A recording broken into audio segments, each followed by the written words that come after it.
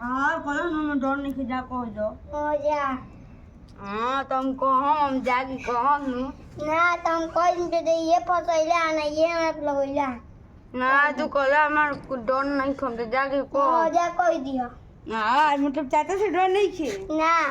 अच्छा अब तो कहाई काहे काई हम कहम नु देखियो हम जाए ना कम हम दादी कन जाइम न मोर चलिए चाचा संगे तू थोड़े देखा जात है हम देखा जाइम, खुद हम खुद खुद पतंग उड़ी बा हाथ ना उजरवाई बा तू दी बा हटे हां देखो देखो तनी नु पैसे अब खुद देता रह कन तो उड़ाई हमरा ना देबो ना हम जाइम ना दी बा देखो ना, हम ही जाइम। हाथ ना धागा तारा बजे से उजराई हो उजराई हमरे पैसे लो दो निकाले तो पहले पहले हाथ ना तो उजरा दवा दे लो ना भाई समझ लो चाचा तुम कहो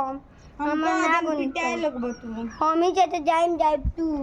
ना तू जइबे ना करबे देखो हम तो जाई कौन हिसाब से दीबो ना हम जाई कौन हिसाब से हम दीबो ना जाई कौन हिसाब से दीबो हम तो जाइम ना भाई हम तो जाइम तू ना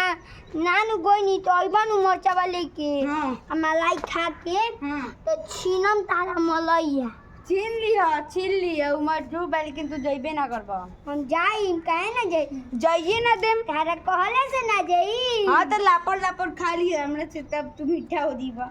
हां मीठा फल खाए के बा तू खाई के बता रहा ओ तारा खाए के बा